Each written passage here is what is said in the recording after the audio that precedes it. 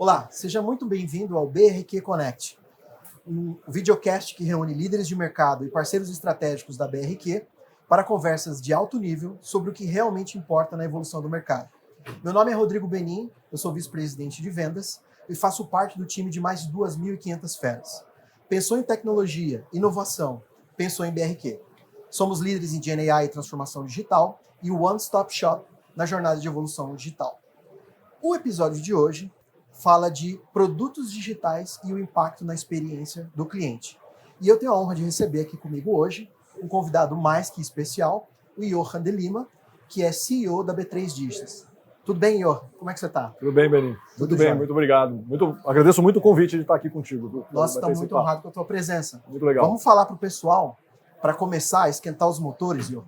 O que te motivou a liderar a B3 Digitas nesse momento tão estratégico para o mercado de ativos digitais? Olha, bem, para começar, acho que eu posso te dar um pouquinho de contexto, né? Como é que surgiu a B3 Digitas. A B3 ela faz um processo de planejamento estratégico, né, que a gente enxerga sempre o que vai acontecer pelos próximos 3, 4, 5 anos. Há mais ou menos 3 anos nesse processo, a gente identificou ativos digitais são realmente muito importantes. A gente já estava estudando isso já faz muitos anos, né? A gente está estudando isso desde 2016, 2017, mas em 2021, 2022 a gente decidiu tomar um passo a mais. Poxa, vamos criar uma nova empresa, vamos dedicar pessoas para isso, vamos explorar isso com mais afinco do que a gente já estava fazendo. E daí surgiu esse convite.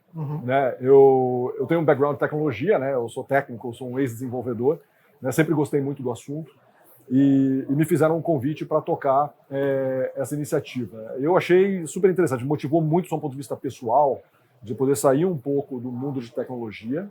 Claro, ainda tem muito a ver com tecnologia, claro, mas cuidar de um negócio novo.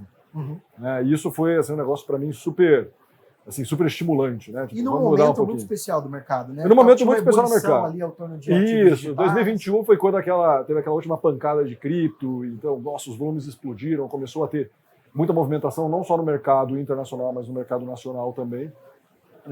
Então, só do ponto de vista de tempo de mercado, foi muito interessante. E pessoalmente, para mim, foi muito estimulante também de poder sair um pouquinho do mundo só de tecnologia e também de aplicar negócios. Né? Legal. E ao mesmo tempo, para mim, isso aqui foi um negócio assim, absolutamente assustador, né? Porque você está acostumado a ser um diretor de tecnologia dentro da B3, né? E agora, de repente, você tem que tocar um negócio e criar um negócio do zero. Né? Eu lembro nitidamente quando falaram para mim assim, olha, vamos tocar essa iniciativa? Vamos. O que eu preciso fazer? Muito bom. Não sei, é você que vai criar, você que vai dizer isso para a gente. Acho que essa consciência de se colocar numa posição de saber que talvez eu não tenha todas as respostas. Total. Né? E eu preciso aprender muita coisa. Acho que essa atitude de learn it all ao invés de know it all faz a diferença. Exatamente. Isso mudou muito a minha postura também profissional em relação a várias coisas. Né? Então, durante muitos anos eu fui responsável por um relacionamento com uma aceleradora, né, de fintechs. Eu estava numa posição super confortável de decidir e ajudar a decidir quais são as fintechs que nós vamos investir ou não vamos investir. Né? E quando eu assumi essa iniciativa, eu liguei para o CEO dessa aceleradora, e o nome dele é Marcos. Né? Eu falei, Marcos, cara, eu preciso de uma ajuda aqui. Humildemente, eu venho pedir ajuda para você, né? Porque agora o papel inverteu. Né? Não sou eu que vou decidir em qual fintech investir, mas muito pelo contrário. Agora a gente é uma fintech e eu preciso ser acelerado. Legal. Quando é que eu trago alguém de vendas? Né? Quando é que eu sei que consegui escalar o produto? Quando é que eu sei que tem um MVP bem sucedido? Né? Tudo isso eu não sabia. Então, isso para mim foi muito estimulante. Isso me direcionou muito para assumir isso. Tira um pouquinho da zona de conforto, mas exatamente, induz ao aprendizado, que também é muito motivador. Né? É isso aí. Deixa eu te fazer uma outra pergunta, Johan. Como que a B3 Digitas se posiciona dentro desse ecossistema da Bolsa, da B3? E qual que é o seu papel na transformação digital do mercado financeiro? O papel da B3 Digitas. Então, a B3 Digitas ela é uma subsidiária da B3, é uma empresa 100% controlada pela B3, e ela conversa com os três pilares estratégicos da B3 em relação a ativos digitais. Né? Um deles é a utilização de tecnologia blockchain, né, como aplicação da tecnologia pura, né, seja no nosso mercado principal, seja em diferentes projetos que a gente desenvolve. A gente sempre faz essas perguntas. Usar blockchain aqui para fazer esse projeto, ele é mais barato, ele é mais seguro, ele vai trazer algum benefício para o investidor lá na ponta final? Vai deixar o mercado mais eficiente? Se a resposta for sim, a gente vai usar. Tá? A gente tem um segundo pilar, que é a exposição de produtos atrelados a ativos digitais, principalmente atrelados a cripto, para investidores dentro do mercado regulado.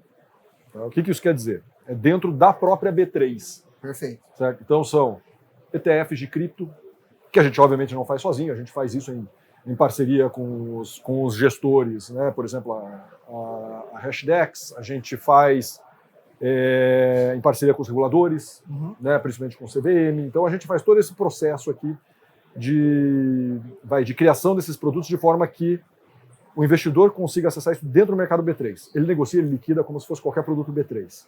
Mais recentemente, o futuro do Bitcoin, que foi um baita de um sucesso. Né? E a B3 Digitas ela entra no terceiro pilar, que são o que a gente chama de serviços de infraestrutura ou serviços crypto-native. Tá?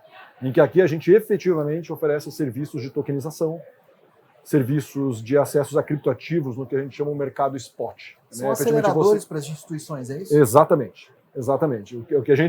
O nosso grande mote aqui na B3 Digitas é a gente construir essa infraestrutura e fornecer isso como um serviço para as instituições, de forma que as instituições possam oferecer serviços crypto-native para os seus clientes finais. Utilizando toda a expertise da B3 Digitas, da própria B3, você já tem um acelerador, um fast start. Olha, fica a dica aí para as instituições. Total, a gente gosta de dizer que é uma mescla bacana, assim, trazer uma iniciativa crypto-native, que é a B3 Digitas, né, junto com o DNA B3 né, injetado dentro dessa iniciativa, trazendo sempre as melhores práticas que a gente tem no mercado principal. Traz muito valor para os clientes de vocês. E muita segurança. Já que você falou desse pilar de criptoativos, Johan, a gente vê que tem ciclos, né? Ciclos muito intensos, depois dá uma esfriada, volta. É muito cíclico, de fato, a importância dos criptoativos para o mercado. Né? E minha modesta opinião é que me parece que isso é a tendência, vai ser assim por um tempo. Né?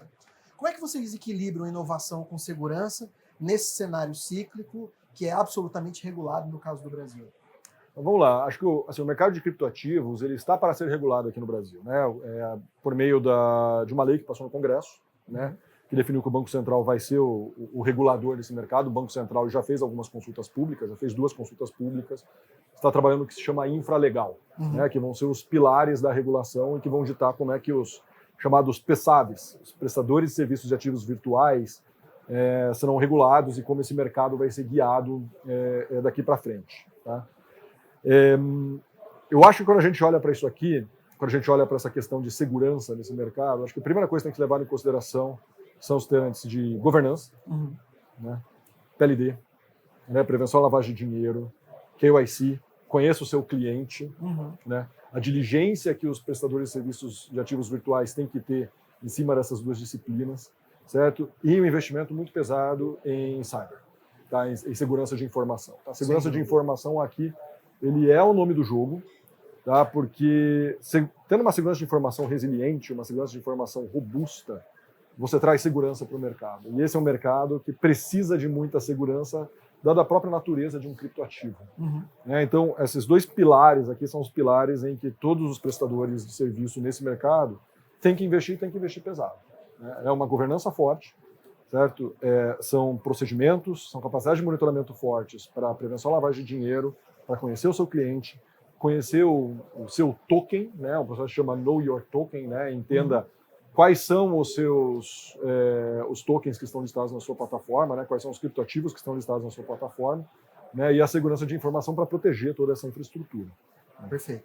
Sem dúvida nenhuma. Acho que esse guardrail de segurança é o que vai trazer confiabilidade em primeira instância para que as instituições avancem cada vez mais nos investimentos, no interesse pelos criptoativos no mercado. Né? E até para o próprio investidor na ponta. Né? Certo. Como é que você tem visto com contratos futuros de Bitcoin e outras soluções, outras modalidades, como é que tem sido a evolução da demanda institucional por esses produtos nesse momento de mercado que a gente está agora, em 2025? Olha, o futuro de Bitcoin ele foi um estouro, né? Foi um grande sucesso. Né? Acho que o primeiro grande futuro de Bitcoin em um mercado regulado, né, começou com a CME. Né? Ele foi um grande sucesso na CME. A gente fez a listagem Quando em foi abril. Isso? Lembra pra gente a data? Isso faz alguns anos já. Tá? Acho que deve ser lá por 2020, 2019, eu não vou saber a data de cabeça. Agora, na B3 começou em abril de 2024. 24. E E foi um sucesso muito grande pelas características do próprio contrato, é um contrato super líquido. Tá? O volume financeiro negociado em um ano foi aproximadamente 2 trilhões de reais. Fecha algumas centenas de milhares de negócios por dia. Não, e é uma forma muito interessante para o investidor institucional. Nós estamos falando de números do Brasil. Números do Brasil somente. Tá? E a gente está falando de um ambiente que não somente o investidor institucional, mas também o investidor pessoa física pode investir dentro do mercado futuro. Que a propósito democratizou bastante. Democratizou bastante. Né? E esses contratos futuros, eles também são um grande sucesso como pessoa física. Tá? Da mesma forma que o mini de Bovespa, o contrato futuro de mini de Bovespa, o contrato futuro mini de dólar, são grandes sucessos com a pessoa física, o futuro de Bitcoin também é. Né? E ele dá uma entrada para o investidor institucional poder ter exposição a criptoativos dentro do mercado regulado. Né? Dentro do mercado não regulado, existem regras da CVM, né? Que gerem como os fundos podem alocar os seus mercados. Eles têm algumas limitações em relação a quanto os fundos podem alocar no que chama do mercado spot. Né? Ou seja, comprar efetivamente o Bitcoin, comprar efetivamente alguma criptomoeda. Tem um limite de exposição que é imposto por uma regra da CVM. Né? E aqui dentro do mercado que já é regulado, um futuro de Bitcoin, um ETF de Bitcoin, um ETF atrelado a Ether, ou outros ETFs até que representam cestas de criptoativos, né, que são listados no mercado regulado, esses limites não existem. Então, tem uma exposição muito, muito interessante para diversos tipos de investidores aqui no mercado brasileiro, quando se trata de criptoativos no mercado regulado. Eu fiquei surpreendido com o volume. Eu sabia que era grande, mas eu não tinha ideia da ordem de grandeza na casa dos trilhões aí, né? 2 ou 3 super contrato. Exato. Nós vamos agora, já aproveitando o teu background técnico, eu queria que você fizesse uma reflexão comigo, Jochen, do uso de IA nisso tudo. Porque eu imagino que a introdução dessas tecnologias de inteligência artificial, em especial agora com a IA generativa, eu imagino que isso mudou um pouco a forma como se fazem essa governança, como se administra esse tipo de risco. Talvez até vocês estejam embutindo algumas dessas inteligências nos produtos que vocês já oferecem. Me fala um pouquinho de como que você está vendo esse espaço para a inteligência artificial e a generativa, no geral, para o desenvolvimento desses produtos digitais cada vez mais personalizados e, sobretudo, eficientes no mercado financeiro. Olha, Belinho, eu acho que IA é a palavra da moda agora esse ano, né? Sem dúvida. Eu venho há vários anos na Febraban Tech e cada ano você tem ali os seus motes, né? E acho que IA começou forte no ano passado e esse ano definitivamente é o Esse ano a gente está vendo as coisas rodando em produção. Estamos vendo as coisas rodando em produção, casos exatamente. Robustos, concretos, correto. De clientes sendo impactados na ponta. Exatamente. Aqui acho que tem vários vetores em que IA pode ser bem utilizado aqui no mundo de produtos digitais. Né? Eu acho que a gente vai ter, primeiro, né, a utilização de IA no próprio processo de criação e produção de produtos digitais. E isso acho que vale para várias disciplinas. Então, geração de código, geração de UX, em que a gente utiliza a IA mais como uma ferramenta de produtividade. Né? Dentro do processo, a gente fala especificamente de ativos digitais, né? De análise de investimento, certo? Análise dos tokens em si. Existem milhares de tokens aí no mercado.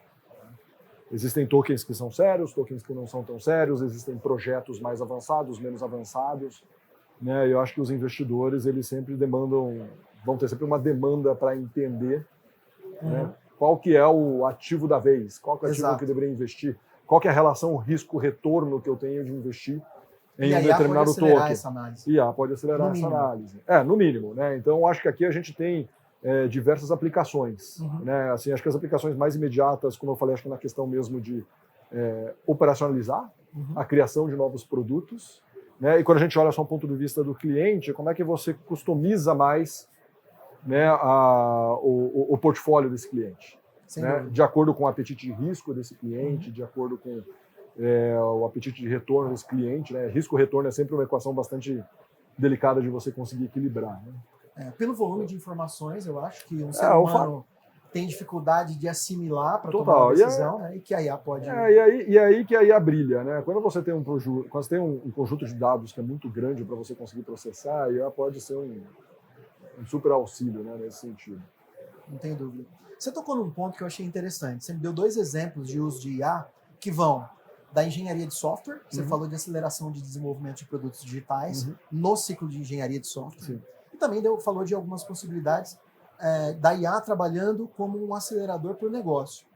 E eu me lembrei de um exemplo que a gente tem na BRQ, de uma solução de, hoje em dia, e eu, que desenvolvi software durante alguns anos, antes de pular para o lado de negócio, fico vendo isso e fico pensando, puxa vida, como eu sofria no passado, né?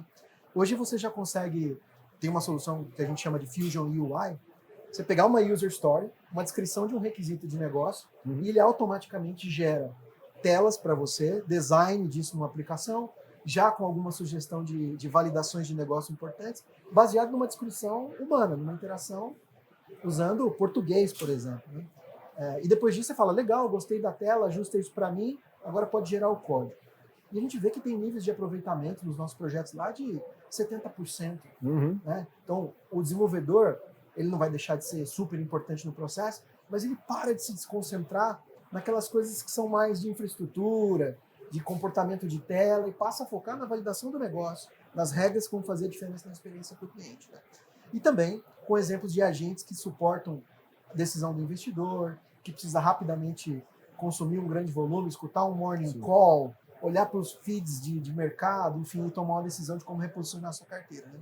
E há 2 a 3 anos atrás, a gente falava da possibilidade dessas coisas, e eu acho que esse ano, em 2025, a gente já está vendo isso concretamente impactando as experiências dos clientes. Né? Sim. Você tem alguns exemplos de situações interessantes que vocês conseguiram atingir lá na B3 Dígitos, usando o IA para encurtar um ciclo, acelerar um negócio? Eu acho que você, quando você está começando o processo de criação, certo? Quando você está começando o processo de desenho tá, de um software, para mim, assim, eu como ex-desenvolvedor, para mim sempre é o processo mais complicado, né? De você, poxa, como é que eu vou fazer o desenho do software? Como é que esses componentes vão conversar um com o outro?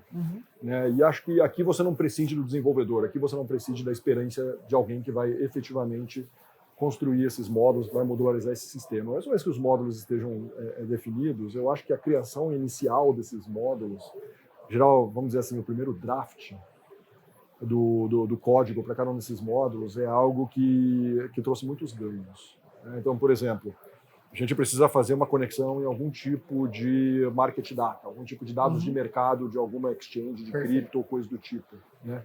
Existe muita documentação para isso no mercado. E isso alguns agentes de IA já começam a criar para você. Eu preciso que você crie esse componente que vai se pendurar no market data de uma exchange XPTO e entregue para mim esse dado normalizado. Eu preciso que você crie para mim um sistema ou uma classe que vai gerenciar as ordens de uma determinada forma. É super interessante você ver como a primeira passada da classe ela até é relativamente pobre, né? Ele, tipo, você vê assim, um código assim é ok, né? Mas, poxa, agora trata melhor o erro para mim. Coloca um tratamento de erro melhor. Puxa, coloca um tratamento melhor aqui nesse tipo de variável. Né? E efetivamente a engine vai lá e gera esse código para você. E com uma maturidade que cresce a cada dia. Isso gera um efeito interessante, que acho que fala bem o que você comentou, tá, Benin? Que é justamente a questão de que o time de engenharia começa a ter mais tempo e mergulhar mais no conhecimento de negócio. Exato. E começa a pensar como é que aquele código vai gerar mais valor para o negócio. Então ele para de olhar tanto para a geração pura e crua de código e começa a entender mais como é que são os fluxos, como é que aquelas peças começam a se encaixar e como é que esse conjunto todo vai trazer um valor maior para o negócio. Perfeito. Né? Então, que eu acho que é o sonho de consumo de quem lidera times de produtos digitais, né? Total. Que as pessoas que constroem o produto transitem tenham fluidez entre engenharia, infraestrutura e tecnologia por trás, mas que também tem um pezinho no mundo dos negócios. E isso é produtividade na veia. Muito legal. Então tem sido uma experiência super interessante. Johan, a gente estava conversando um pouquinho antes da gente começar a nossa gravação aqui. Você me contou que você tem uma trajetória profissional que é muito interessante nesse mercado. Né? Você passou pela New York Stock Exchange, pela NYSE, né? Pela B3, alguns anos na B3 liderando áreas lá de tecnologia e agora como CEO da B3 Dígitos. Dando um zoom out, né? Nesse recorte de mercado. O que você, ao longo dessa sua trajetória, o que você acha que mais mudou no jeito de pensar produtos digitais com o advento dessas tecnologias, como, por exemplo, IA, cloud computing? O que muda na cabeça de um líder nesse sentido, assim, de como pensar, de como medir o sucesso, o que significa performance, o que significava performance para você de um produto lá na New York Stock Exchange, depois na B3 e agora na B3. Você consegue fazer uma reflexão de como isso está mudando, de que habilidades novas a gente precisa? Eu acho, olha, Beninho, eu acho assim, para mim, né, o que mudou ao longo desses anos era, primeiro, quando você faz parte de um time de engenharia, né, qual que é a tua definição de sucesso, né? A sua primeira definição de sucesso, né, mais intuitiva, é o implementar o que me foi pedido e não deu pau. Entendeu? Tipo assim, eu atendi todos os requisitos. Eu atendi todos os requisitos que tinham que ser atendidos e coloquei lá. Eu acho que todas as empresas, elas, ao longo dos últimos anos, elas têm amadurecido muito nesse sentido, em que a definição de sucesso não é colocar o produto na rua. A definição de sucesso é colocar o produto na rua, é o cliente usar, o cliente gostar, o cliente pedir mais, né? Você sair um pouquinho da posição aqui de que você está implementando algo por implementar, seja pela tecnologia. Muitos projetos sofreram muito com isso no passado. Impulsionados pela tecnologia. Inclusive a questão de blockchain entra nisso, né? Tipo, tanto que se fala muito, poxa, é uma solução buscando um problema, qual que é o benefício que está efetivamente trazendo para o investidor ou para o usuário final, né? E vestir o sapato do cliente, né? Vestir o sapato de quem efetivamente vai estar usando aquilo. Está melhorando a vida do teu cliente, está ajudando o teu cliente a bater a meta dele. Perfeito. Entendeu? Então você olha muito hoje para dentro da tua empresa, né? Poxa, qual que é a minha meta? Né? Então, tipo assim, acho que a meta de todo mundo deveria ser ajudar o cliente a bater a meta dele, porque ele é o cliente. Exato. Né? Então, claro, não seria 100%, mas você tem que você tem que conseguir balancear isso, né? E uma coisa que eu acho super interessante que eu escutei numa palestra há muito tempo. Você tem filhos, Beninho? Não. Eu tenho um filho. Você tem um filho, tem Chama quantos anos? Caio, ele tem 21 anos. 21, poxa, é um adulto já, né? Tá fazendo engenharia da computação. Então, eu tenho dois, eu tenho um de 14 e um de 19. É impressionante como em 5 anos a infância dos dois foi diferente. Por conta da tecnologia? Por conta de tecnologia, mas também essa questão da visão do cliente. Entendeu? Por exemplo, eu, quando eu era criança, você quando era criança também, a gente, sei lá, assistia um desenho na TV. A gente não tinha escolha. Você ligava lá, era o horário que passava na Globo, no SBT. Thundercats, não tem outra opção. Thundercats, o tipo, não era outra opção e era num determinado horário. Você ligava a TV e você era lá num determinado horário. O meu filho mais velho, ele já pegou a época do Discovery Kids, de outros canais de desenhos, ou seja, ele não escolhia o horário do desenho, mas tinha um canal que era só para isso. 5 anos depois, meu filho mais novo já pegou Netflix. Então, ele escolhia o desenho que ele queria assistir na hora que ele quisesse. Curadoria instantânea. Curadoria instantânea, entendeu? Então, isso para mim foi revolucionário, né? Com a adoção de tecnologias de streaming. Claro que depende de uma tecnologia pesada disso por baixo, não só de tecnologia de desenvolvimento, mas também de infraestrutura para suportar toda essa inovação, que mudou a forma como as pessoas se relacionam com tecnologia. Exato. Né? E eu acho que, por exemplo, o mercado financeiro tradicional ele tem muito a aprender com o mercado de cripto, porque cripto é um super produto, os ativos são bombásticos, eles trazem essas provocações, mas eu acho que o mercado de cripto ele traz provocações também para o mercado tradicional em relação ao que o cliente na outra ponta quer ver, entendeu? Como que ele quer usar um produto, né? Que já vem influenciado talvez até por essas experiências. Que talvez já vem influenciada por essa experiência, né? Porque você tem uma experiência, você vai negociar Bitcoin, Ether, qualquer tipo de token. Claro que vai ter gente que vai negociar procurando volatilidade, procurando valorização, né? Mas acontece que a experiência é uma experiência diferente. É uma experiência 24/7. Tá? É uma experiência do que a gente chama no mercado financeiro tradicional de liquidação bruta. Né? Ou seja, eu estou colocando dinheiro para comprar Bitcoin e quando eu vendi o Bitcoin eu posso tirar esse dinheiro imediatamente e fazer um Pix para minha conta do banco. Né? Não vou esperar 2 dias do ciclo de liquidação. Ao mesmo tempo, no mercado tradicional, você tem uma eficiência de capital muito grande que você não tem no mercado de cripto. Né? Então, o mercado de cripto spot ele é muito ruim para o investidor institucional. Entendeu? Então, você tem diferentes perfis de clientes que gostam de operar de diferentes formas. E precisa de uma experiência né? consistente para todos e querem esses a sua experiência customizada, a sua experiência consistente para cada um desses perfis. Né? Nem sempre dá para satisfazer todo mundo. Então, acho que a provocação que esses mercados, o mercado de ativos digitais e o mercado financeiro tradicional, eles ficam se fazendo constantemente, é como vencer essas barreiras. Né? Então, você vai ter uma série de lições aprendidas aqui no mercado financeiro tradicional, trazem segurança, trazem efetividade,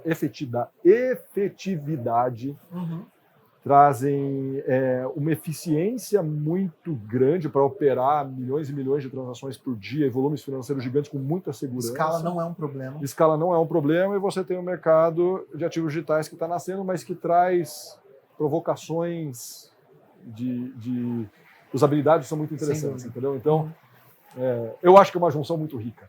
Muito bom. Eu acho bate e volta esses dois mercados. Eu vejo esse... É interessante, né? Como que a relação com um ativo específico pode mudar toda a experiência que os investidores têm com todo o resto dos ativos que existem no mercado. Né? Eu acho que criptoativos e ativos digitais têm realmente esse papel de mostrar para o investidor, até para o mais tradicional, de que é possível fazer negócio com uma experiência muito mais fluida, muito mais segura, com informações que realmente são importantes na hora de tomar decisão. Isso aí.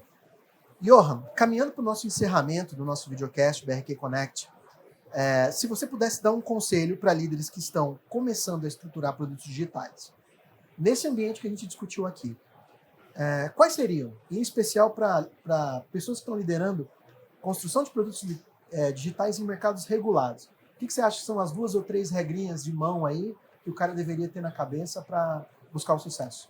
Com a regulação que está vindo aí, eu acho que o primeiro passo, né, entenda a regulação, dê feedback sobre a regulação, converse com os reguladores, participe da construção, vamos co-construir. Né?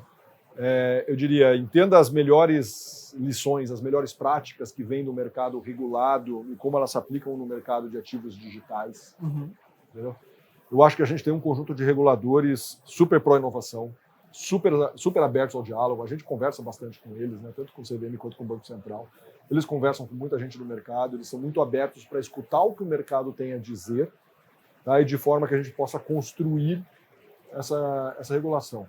Né? Como qualquer negócio, a regulação também potencialmente não vai sair perfeita de largada. Né? Porque o mercado evolui, a regulação acaba evoluindo junto. Sem dúvida. Né? Mas a gente tem que começar por algum ponto. Né? Então, eu acho que esses 2 pilares aqui, entender a regulação, ser curioso, estar aberto para escutar, né, o que os reguladores têm a falar, o que o mercado financeiro tradicional traz com sua experiência, as provocações que vêm no mercado de ativos digitais, eu acho que é super importante. Tá? É super importante. E segundo, pensar sempre para quem que você está fazendo tudo isso. Você está fazendo isso para o investidor.